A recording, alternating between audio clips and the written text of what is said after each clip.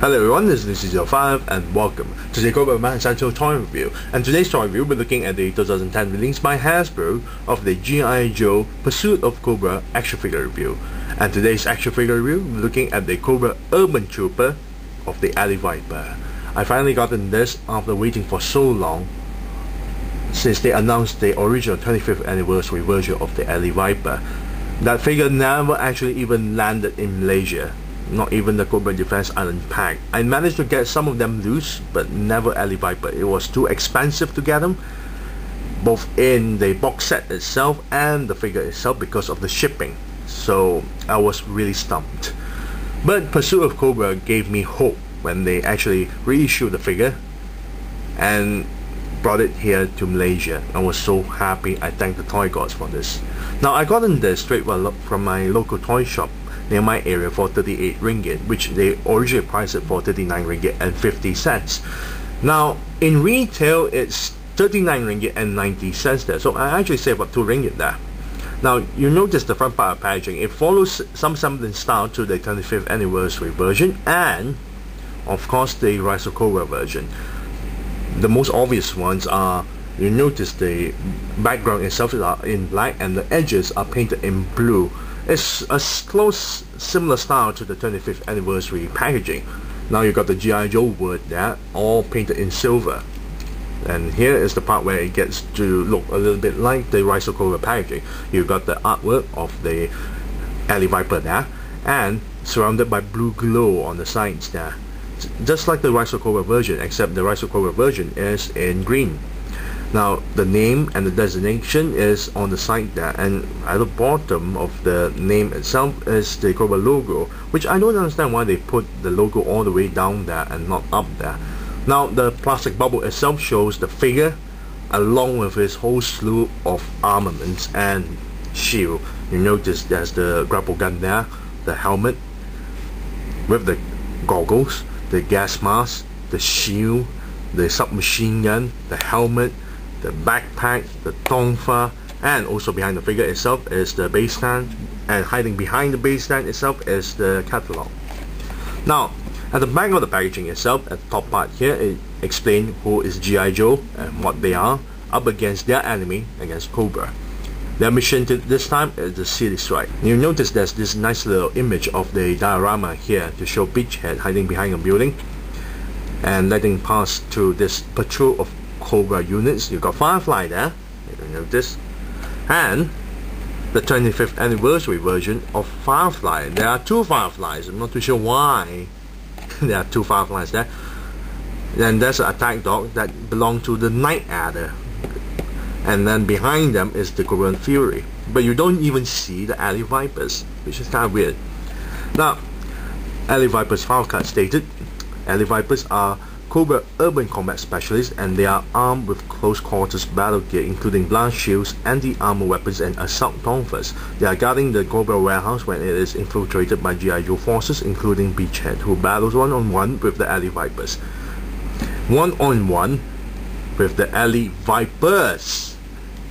I don't think never mind about that one. Now mission equipment: PGAC pneumatic grappling ascent cannon, grappling gun there, and a nice little avatar of the Alley Viper itself. So I already babbled long enough. Let's open up this packaging so we can molest the toy. Be right back. And we're back after removing the figure and the rest of the stuff out from packaging. Now inside the packaging it comes with a catalog to showcase the Jungle Assault team. At the top image here you get to see the Jungle Viper hiding in the trees aiming his weapon, and you got the vamp here, very muddy to going through all the mud in the jungle itself, and Recondo communicating with the Jungle Assault Duke. At the back of the catalog itself it shows the rest of the figures for the Joes and Cobra. However, it doesn't show the toy as exclusive for the Spirit Iron Knife and Quick Kick. Now let's take a look at the base stand. It comes with a base stand, and this is the same kind of design of a base stand for the 25th anniversary version of the Cobra base stand. At the back here is stated 2007 Hasbro, made in China. Now at the top part here you got a really nice logo of the Cobra insignia. Now originally there's only one peg there for the 25th anniversary version. But for the Pursuit of Cobra, they added one more peg for the figure to stand on, so the figure can actually stand quite securely on top of the base stand, which is very nice. Now the plating there, they imprinted the word Alley Viper.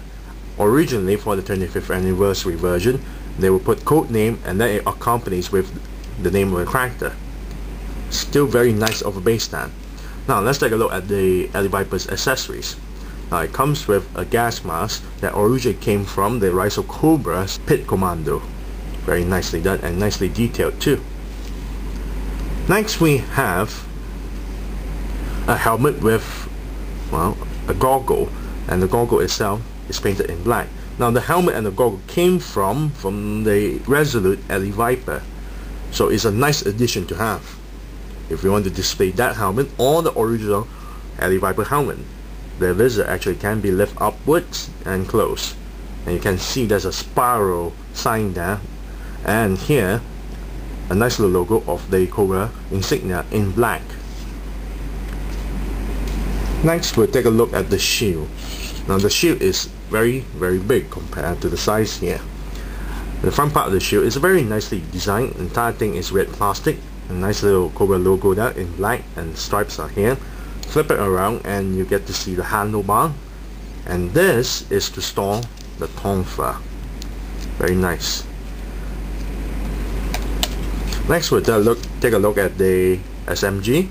A very nice SMG there with an extended clip and a scope with a extended stock. Very nicely done. Really detailed stuff too.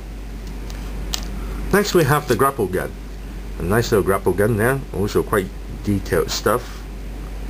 And it can store at the back of the backpack itself. You notice the back of the backpack, there's a peg there, and you're supposed to place it into the trigger hole, so it will stay like that. The backpack is also nicely detailed. Actually the backpack bears resemblance to the Rise of Cobra's Neo Commandos. A little bit. There's 3 frag grenades there, very nicely done, very nicely molded. And the back here you've got a peg to plug it at the back of the figure. And we're still not done with the accessories. Next we have a removable vest, where you pop the buttons on the side here, pop the head off, and then remove the vest. Vest is nicely painted. It's overall in red, but there are some parts that are painted in light grey, dark grey, black. Even the grenade is painted in dull gold for some reason, and has an additional weapon, a knife. Then we have another weapon, another knife onto his right hand, and that's about it. There's a lot of weapons for the Alley Viper. Now for the paint job of the Alley Viper, the entire figure is painted in black, not counting the vest of course, all the rest of the accessories. The entire figure is painted in black, mostly black. The knee pads in light grey, the side of the pouches here is also light grey. Also there's 2 of these handles that's painted in dull gold. Pouch here is also being painted in a very dull gold, dark grey here, dark grey on the pads, on the shin pads there, and stripes on the back of the thigh and on the elbow. Eyes actually painted nicely done.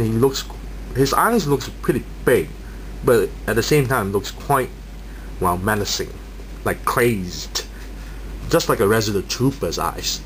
Now let's take a look at the sculpt. Now the reason I didn't took out the vest here is because the torso itself actually bears the same mold of one of the 25th anniversary's Snake Eyes body torso.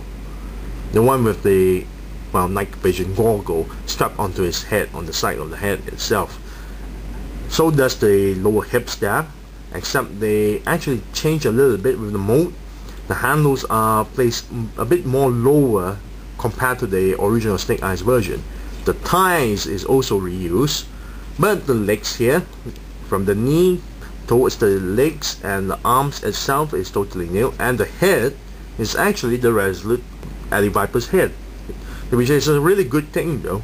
Now let's take a look at the figure's articulation. Head turns 360 degrees and moves very well up and down. Shoulders here actually turn 360 degrees and lift the arms all the way up like so. The elbow joint here bends this far and turns 360 degrees. The wrist joint here turns 360 degrees. However, the other wrist itself is sort of bent this way. I think it's most probably it was packaged in a way that it sort of bent the joint itself, but it's still alright. Torso joint can actually bend forward and backwards and turn 360 degrees, like so. Hip joint here can move forward, and this is as much as it can go because it was hindered by these two handles there. Legs can spread apart like so. Double jointed knee, but the problem with the knee joint here, as you notice, there's a lot of plastic in between the knees there. Then we have ankle joints that actually pivot downwards, upwards, and turn 360 degrees. Now overall, I really love the figure because it's an Alley Viper, and it mixes both the Resolute version, the head and the helm, and it has a whole slew of accessories. It's very, very nice. It's too bad the torso and the thighs are reused, but it's still alright because he's wearing the vest, you won't tell much of a difference. But overall, the figure is absolutely gorgeous, especially when it's fully geared. So if I'm gonna give a rating on this, I would say, well, I'm a bit disappointed with the torso and the thigh there. There's nothing new. So it still looks really great, so I'll give it a 9 out of 10. Yes, a 9 out of 10 for the Pursuit of Cobra versions of the Alley Viper. So I thank you all for watching. This is Lucy05, and I'm signing off.